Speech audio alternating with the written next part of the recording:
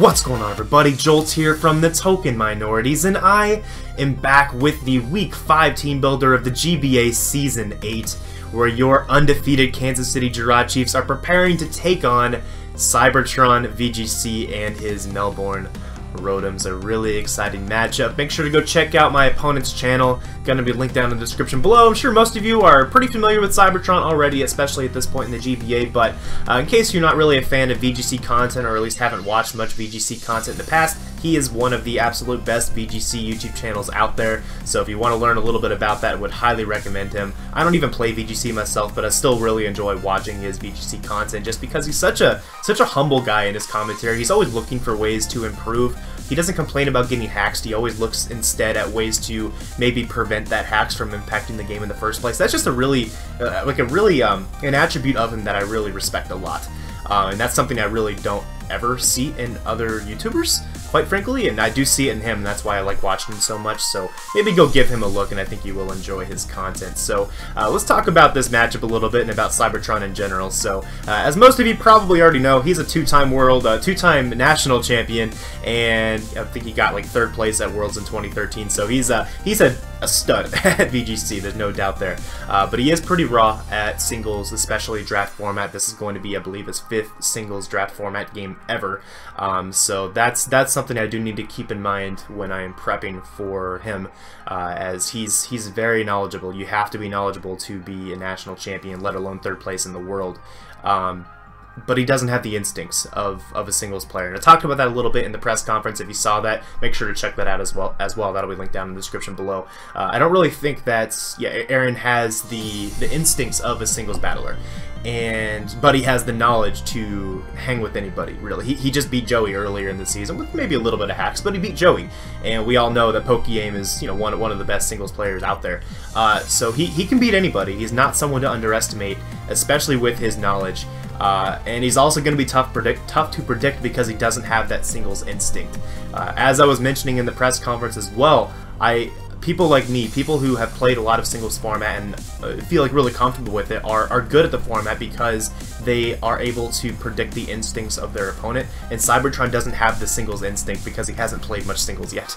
So that makes him kind of tough to prepare for, and tough to really play against as well whenever the battle comes, and something I really need to try to let my prep guide me so that I don't have to make predictions. I don't have to get in his head necessarily whenever the game comes around, and instead can just play through my prep, let my prep carry me through the game, and maybe put myself in a position where I don't have to make predictions and try to get in his head. So that's the general idea that I'm going to be shooting for here with this matchup. But let's take a look at his actual team. So his team this season consists of the Raichu, Kartana, Heliolisk, Mimikyu, Porygon Z, Kingdra, Hitmontop, Ludicolo, Mega Swampert, Pelipper, and Sliggoo, again ordered in terms of their speed tier, with his Z Crystal holders being the Kartana, and it might be his only Z Crystal holder. I might have just not written down the other one. I think it might be Raichu for the other one, I'm not sure. But even so, he's got a very offensive team.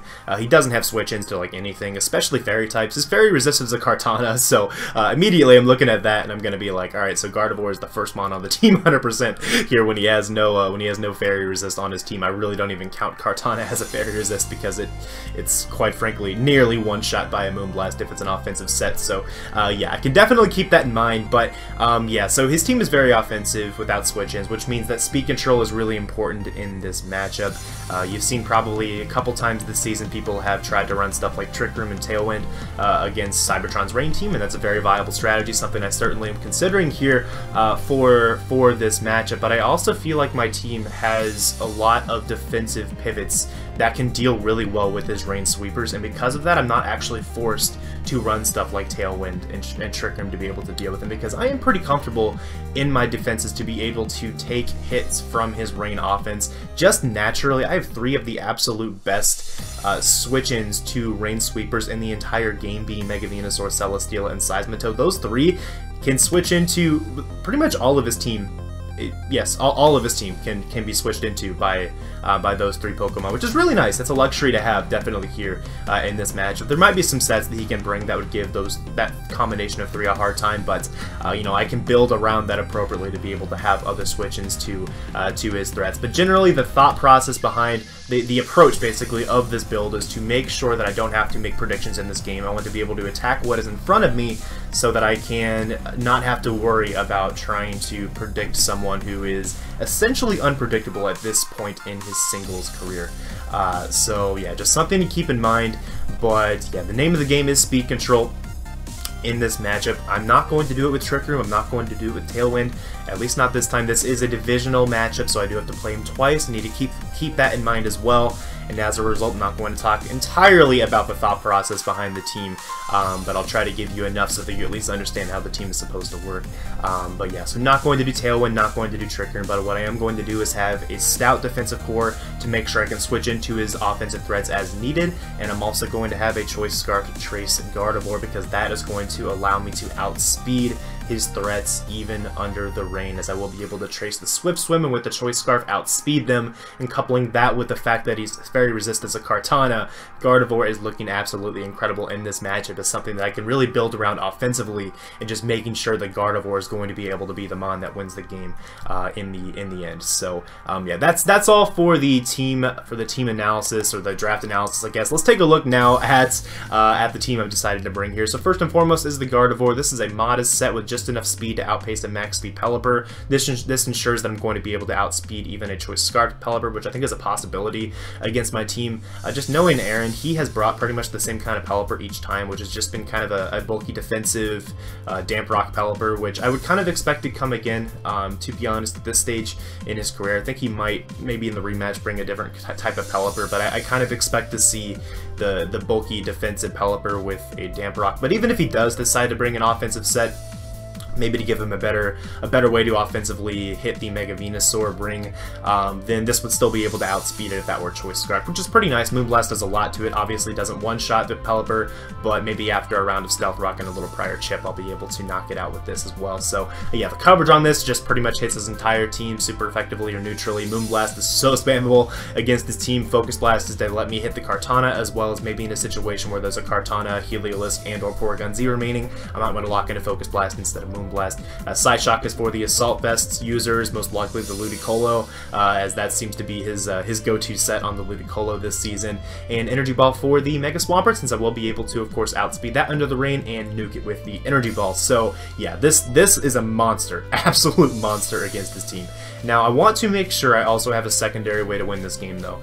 As Gardevoir, yeah, it's very likely to just win straight up, but it's not guaranteed to win straight up. Things happen. I might be put in a position where I have a 50-50 or whatever, and I have to sack Gardevoir. I need to have an additional way to win the game if Gardevoir is not able to do it all on its own. That is going to be the Breloom. Breloom coming back with a Choice Scarf this week, again hitting the same speed stat as the Gardevoir, so outspeeding a potential Choice Scarf Pelipper. This week with Bullet Seed, Thunder Punch, Superpower, and Mach Punch. Mach Punch is really nice because it allows me to deal with a potential Scarf Heliolisk, potential Scarf Kartana, potential Scarf Porygon Z maybe, as Cybertron has mentioned in his commentary recently that he wants to in the future include Choice Scarfers on his teams so that he can better deal with opponent speed control options. So I have that in mind through this build. This really helps to counteract his potential Scarfers, since I think his best Scarfers against me are all weak to Mach Punch. Superpower is to allow me to outspeed and guaranteed knock out the Kartana if he happens to have a +2 from his Swords Dance. Thunder Punch is specifically for the Pelipper, as I do intend to lead with this Breloom pretty much no matter what in this matchup, and if he decides to lead Pelipper, that thing is going to drop to a Thunder Punch. I can almost guarantee it, because Pelipper is his switch into Breloom on his team, unless he's going to go like hard into Ludicolo or something on Breloom, which is possible, but kind of risky as well, because I could easily just go for a Bullet Seed on that turn as well, and like 2 Bullet Seeds, or even 1 Bullet Seed could just knock out a Ludicolo, and when I expect the Ludicolo to be Assault Vested, I don't think it's going to be his initial switch into Breloom anyways, so I really do expect that Pelipper to drop on turn 1 if that's what he decides to lead with, so I guess we'll see what happens on that. But this being Choice Scarf also gives me an additional way to check the Mimikyu, as if Mimikyu has Disguise intact, I might be able to get 4 hits with Bullet Seed or something like that, and I'd be able to both break the Disguise of the Mimikyu and actually knock it out in 1 turn, which could be pretty clutch depending on the situation. But yeah, so just overall, this thing is very good at breaking through his team, especially if I'm able to remove the Pelipper early, as this thing outspeeds practically everything aside from some of the Scarfers that are weak to Mach Punch if there is no rain on the field. So Gardevoir is the win condition if he manages to maintain his rain. Breloom is the win condition most likely, or an additional win condition, I guess, if the Pelipper goes down early, which I think my team is going to be good at accomplishing here in this matchup. Now, next up is the Hydreigon. This is an Assault Vest set. I played with a few options here, but I opted to go with the Assault Vest just so that I had a good pivot into something like the Ludicolo if needed. My Venusaur isn't Mega Evolved yet. I wanted to have a safe pivot into the Ludicolo. This is a good way of doing that. This is also a way of pretty much guaranteed checking the Mimikyu, as Mimikyu is not going to be able to do much at all to a Dark type that naturally outspeeds it. That's what the speed investment is for here on this set. So being able to outspeed the Mimikyu, that's pretty clutch here. Able to U-turn to break the disguise if I have to, and then come back in with a Flash Cannon to knock it out or severely chip it. Just whatever the case ends up being. I should be able to get some chip damage off on the Mimikyu beforehand, which would make the Flash Cannon be able to guarantee knock it out. Maybe just Rocks damage would be enough to put it into range of Flash Cannon. So that's always a thought. If I need to maybe get extra chip, I can U-turn again. I can go for, yeah, I can just U-turn again if I need extra chip, because I know it does not take much extra chip damage to put it in range of the Flash Cannon. So yeah, just to really get set to help check the Mimikyu, but also just a good way to help me check the Ludicolo under the rain, as well as to deal with a lot of his threats, quite honestly, if he's not able to keep his Pelipper. This team pressures Pelipper so much. You can see it just from the first 3 Mons. All 3 of them pressure Pelipper a lot, and I'm not going to take the pressure off of the Pelipper at all, as here we have now an offensive Mega Venusaur. Primarily, I guess it's more mixed, more of a mixed Mega Venusaur with 128 EVs and special attack. Giga Drain's going to do a lot to a Pelipper, especially if he is an offensive variant. The offensive variant, the offensive variant, I think I've done that 2 straight weeks now. The offensive variant that I'm kind of expecting out of the Pelipper, I think Giga Drain will do a lot to that. It's also a guaranteed knockout on max HP Mega Swampert with this investment, so that's pretty nice. Knockoff is to help out against this Lagoo, just in case he decides to bring that to try to switch into my grasses. It's also nice to potentially knock off a Mimikyu's Life Orb on switch in, since that would be a way to take advantage of that particular turn, as most people don't really switch Mimikyu into attacks, but Cybertron does do that from what I've seen in the first few weeks, so that's something that I would not be surprised for him to do in the matchup as well. So knockoff is nice for that, but the primary purpose is to knock off the Eviolite on the Sliggoo, and then Giga Drain for obvious reasons, Hidden Power Fire for the Kartana to make sure this is an adequate response to it, as if he brings a Z move on Kartana, I expect to see Z Sacred Sword instead of Z Cycle Boost, so this should be able to take the hit. And Synthesis for recovery. Next up is the Celesteela. This set is pretty good against him. It's kind of fat, no surprise there. Leech Seed and Protect are just good and spammable against his team. Protect might let me burn the Z move from Kartana, and then Heavy Slam specifically for the Mimikyu, and Air Slash otherwise is pretty spammable against him. He has a couple things that can kind of switch into this set, like a Heliolisk or a Raichu, but they do not at all appreciate a Heavy Slam, so that's not really a safe switch in by any means. It might be able to switch in and check me, but it's still going to take a lot of damage in the process, plus Stealth Rocks most likely. So yeah, just overall a really solid mon against this team. And then I have the Seismitoad, which is my Stealth Rocker this week, with a bunch of coverage moves to deal with his quad weaknesses. The Grass Knot for the Mega Pert, the HP Electric to do 1,000,000 to the Pelipper, and the Earth Power with proper special attack investment to knock out the Kartana if he wants to hard switch Kartana into this Seismitoad. So yeah, this team is pretty interesting. So I will say, prep is a little rushed this week. We had to play on like a Thursday, which is way earlier than I normally play. I normally try to play on like a Friday or like a Saturday really, or even a Sunday. So yeah, this was like a 2-day team instead of a 5-day team, but even so, I think it's still a good team,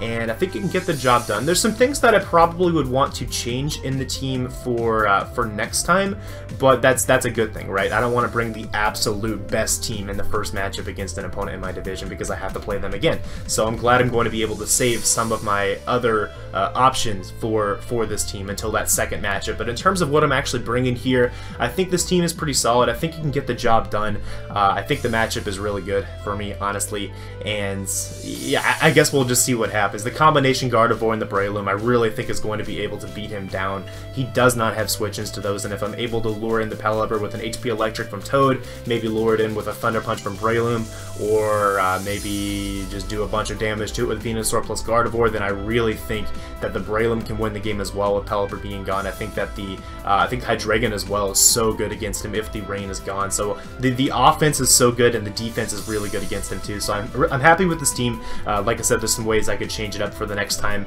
and I'm happy to keep those in my back pocket. But for what it is now, I think it's a solid team. So let's see if we can go 5-0 or go 5-0. Maybe knock off Cybertron this week.